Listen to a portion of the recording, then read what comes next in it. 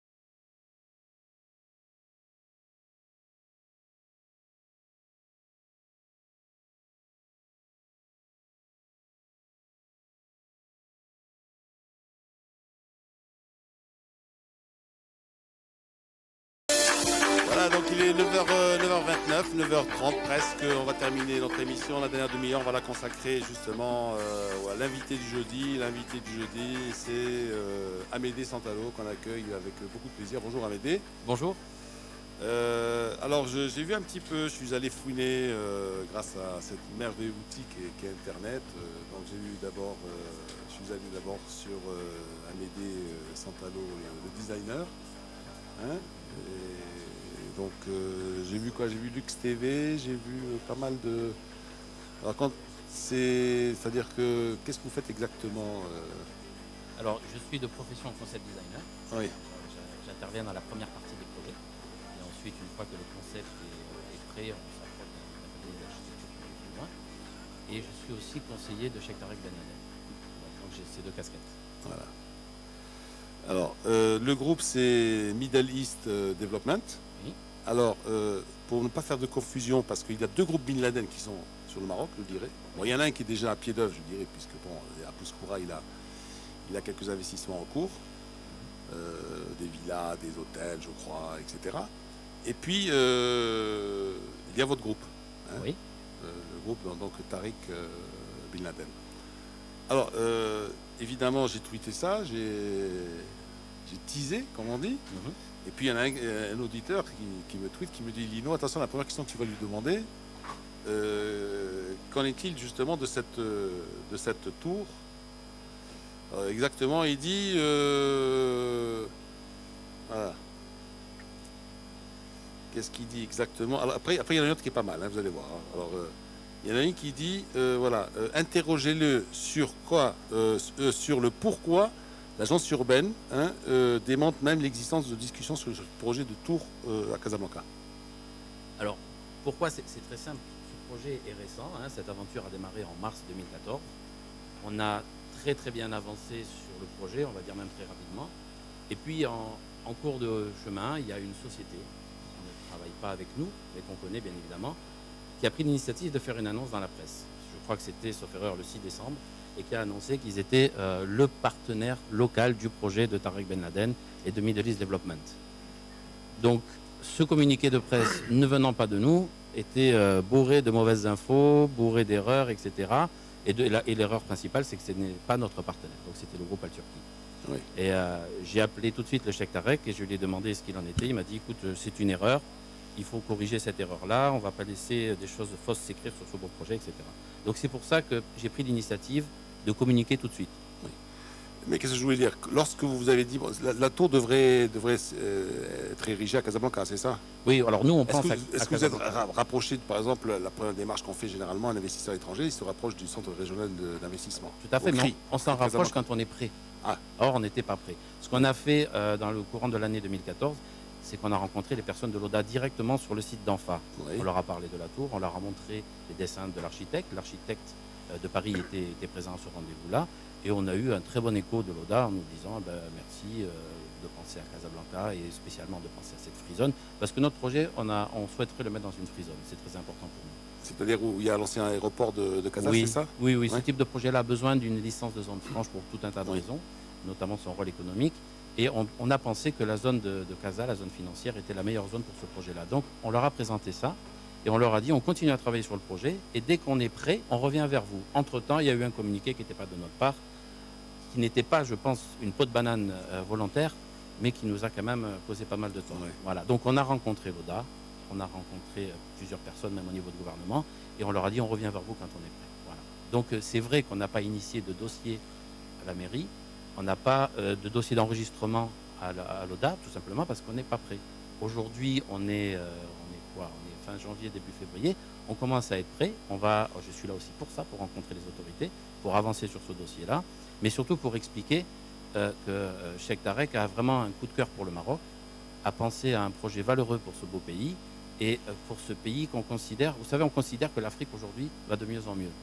Et on a choisi de travailler. Quand je dis on a choisi, c'est Middle East Development, on a choisi de travailler sur l'Afrique et pense que le Maroc est le premier pays où on devrait démarrer des projets parce que c'est le pays qui a le meilleur potentiel pour ça. Voilà. Alors avant de vous livrer à mes opinionnistes, oui. Hein, une dernière question, est-ce que vous pouvez nous présenter votre groupe, le Middle East Development, et qu'est-ce que vous avez déjà fait Alors ça c'est... et où? Voilà, alors moi je ne suis pas dans le groupe Middle East Development, je suis conseiller du Cheikh, donc c'est du côté privé. Le groupe est basé à Dubaï. Il est basé dans le Mile Square, donc qui est à côté de Burj Khalifa, en plein centre de Dubaï. Et c'est aussi dans une zone de business. Et c'est un développeur, essentiellement. Toscana, c'est un projet ou c'est déjà réalisé? Alors tous les détails sur les autres projets, comme d'accord. Al Nour City, etc., comme je ne suis pas impliqué sur ces projets-là, je sais qu'ils sont updatés régulièrement sur le site internet, mais je ne suis pas habilité à parler des autres projets. Il y a pas mal de projets qui sont livrés, et il y a des projets sur lesquels j'ai travaillé également, comme Al Nour City, mais de là vous donner des détails, je suis vraiment concentré sur ces projets à Casa. Je suis moi-même plus basé à Dubaï, alors que je l'ai été il y a 1 année et demie. Je suis maintenant basé à Genève, et je m'occupe du développement essentiellement sur l'Afrique. Ouais. Alors, Amine, tu as une question pour notre invité? Moi, je voulais vous êtes designer. Qu'est-ce que c'est? Alors, je suis designer, mais je suis concept designer. Voilà. Asdin Amara. Hein. D'accord. C'est la cerise sur le gâteau, de Mars Attack. Ben, je suis content d'avoir un beau gâteau de bon matin. Voilà, mais après il y a des concepts qui lui sont un petit peu étrangers. Ne vous inquiétez pas. Alors designer, c'est un grand mot. On peut designer des montres, des bâtiments, des fashion designers, etc. Je suis concept designer essentiellement pour les projets de développement. Pourquoi? Parce que j'ai passé la plupart de ma carrière à Dubaï, aux Émirats Arabes Unis, et que là-bas, l'immobilier, l'infrastructure, le développement, c'est à la Stark un peu ou pas à la Stark Alors j'essaye d'être moderne, mais je ne peux pas me comparer à Stark. Mais effectivement, j'essaye d'avoir toujours un design extrêmement simple et moderne. Vous avez une empreinte à vous? Vous avez parce que les designers. Qu'est-ce que vous avez fait par exemple pour moi j'ai vu par exemple Lux TV par exemple, qu'est-ce que vous avez fait? Alors vous avez toute la chaîne, vous avez pensé toute la chaîne? Non, pas du tout. Lux TV, a été créé par Jean Stock, qui est un bon ami à moi.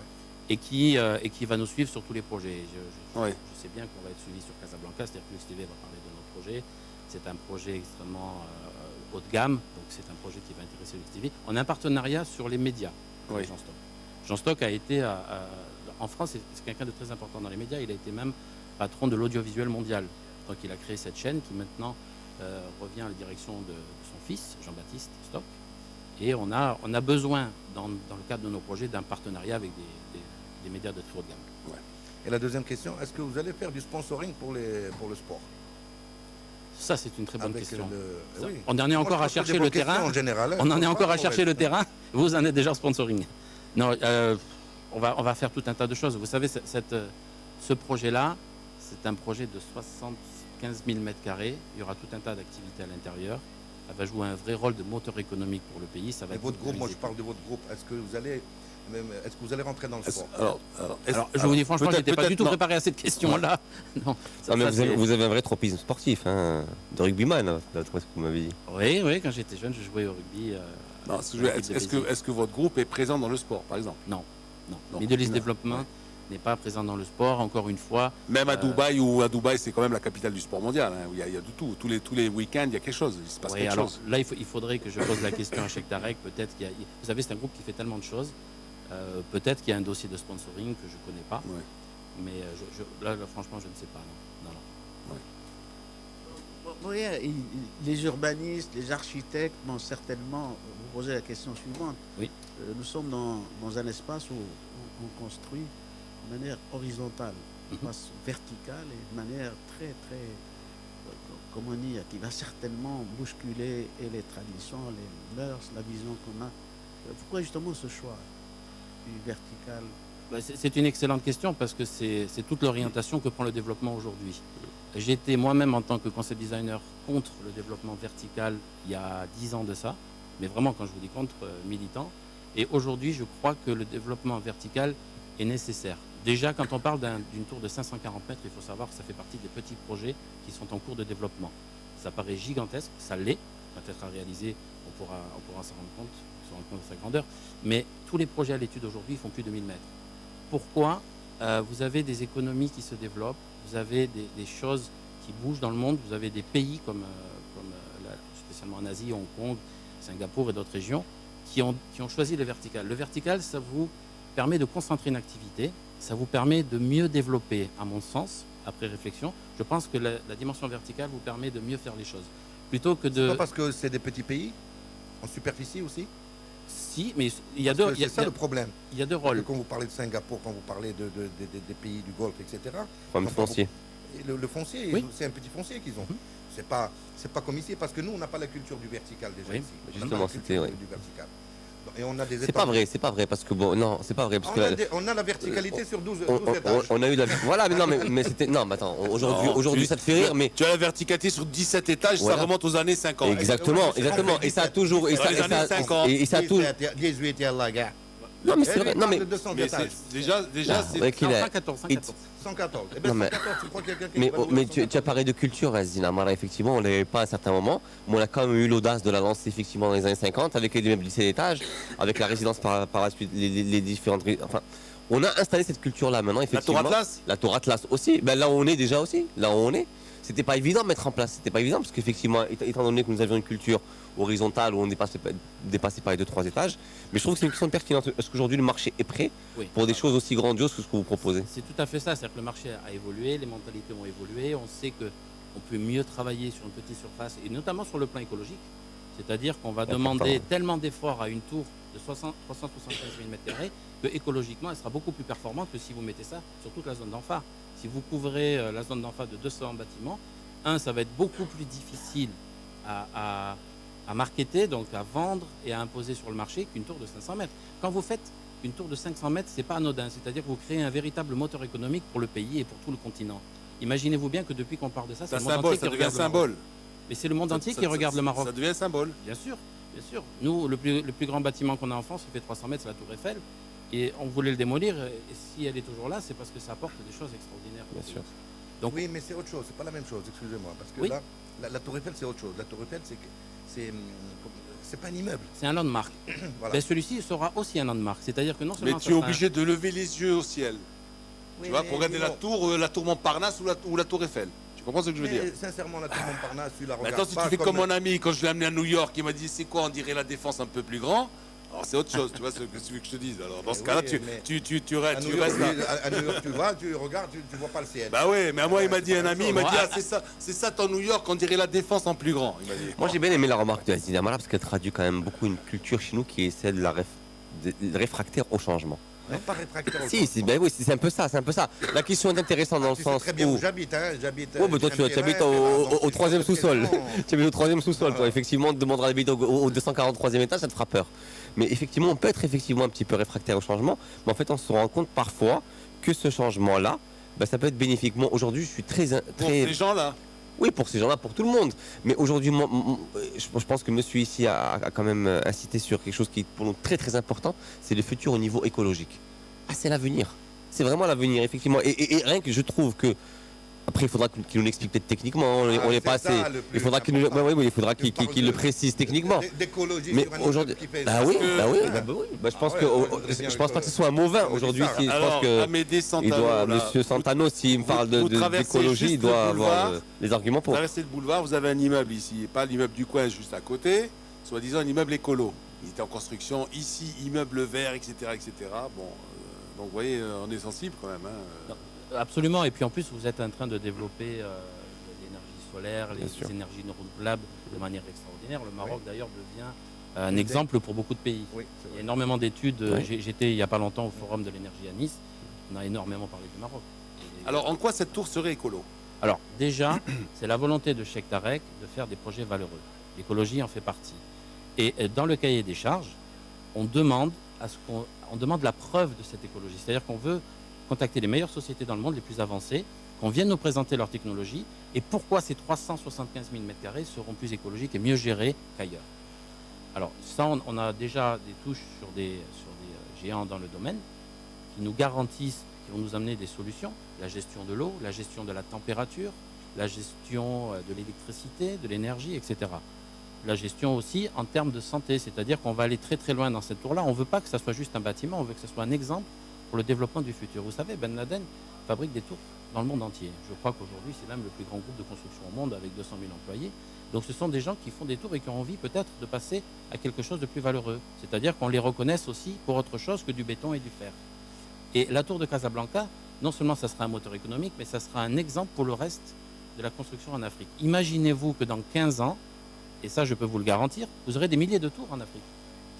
Il y en a qui s'annoncent aujourd'hui de plus de 400 mètres en Afrique du Sud. Il y en a déjà. Hein.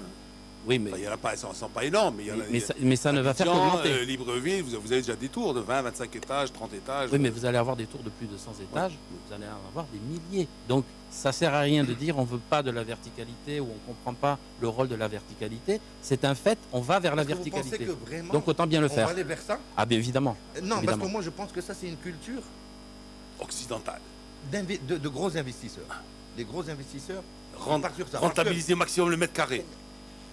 Non, mais les marchés ont il y a besoin de aussi, ça. Lino. Parce que quand tu prends une superficie sur laquelle tu peux mettre un immeuble, tu essaies d'engranger au maximum et au lieu qu'elle soit en largeur, vu le terrain qu'on te donne, tu la mets en longueur. À Et tu hauteur. te bats pour dire, voilà, nous on fait ça, c'est écologique, c'est ceci, c'est cela, c'est 100e étage, 200e étage, l'hélico il vient, tu peux rentrer avec ton avion dans l'appartement, etc. Bon, ça, on va éviter de le mentionner. Moi, j'ai posé la question, je voulais même pas prendre position. Je voulais Alors simplement comprendre. attention, là je vous ai pris ce matin, hein, parce que en fait j'ai tweeté et je m'en suis pas aperçu. C'est après coup. J'ai tweeté justement votre photo et celle une photo prise sur le site de justement de Med, hein, Ouais. Middle East Investment. C'est l'Arabian Crown. Ouais. Et vous avez un avion justement qui est prêt à. Alors on m'a dit. C'est des On m'a- sujets. on Vous êtes m'a rapide quand même hein, pour réagir. Ah ouais, on m'a dit mais c'est quoi Lino, tu vas faire de l'apologie du terrorisme? Non, non. Bon, Les mauvaises langues, ils disent ils détruisent les tours, ils les refont ensuite. Non. Ça c'est en plaisante là.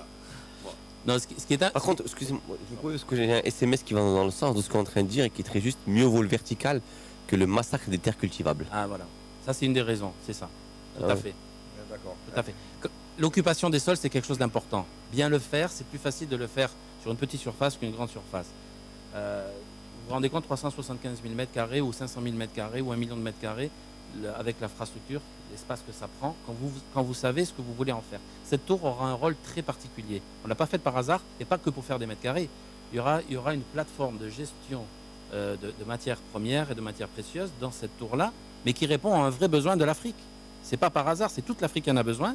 Ça fait longtemps que ça pose des problèmes à beaucoup de pays africains qui ont des ressources qui doivent partir, notamment à Dubaï, qui doivent partir en Taïwan, qui doivent partir un peu partout dans le monde, à Anvers, etc., pour se faire traiter, revenir sur le territoire. C'est une perte de temps et d'argent pour le continent. Pourquoi ne pas faire tout ça localement? Il n'y a pas beaucoup de pays qui peuvent le faire. Énormément de pays ont demandé des licences. Donc au niveau de place financière, au niveau de. En place financière, matières premières et matières précieuses, Voilà. les trois.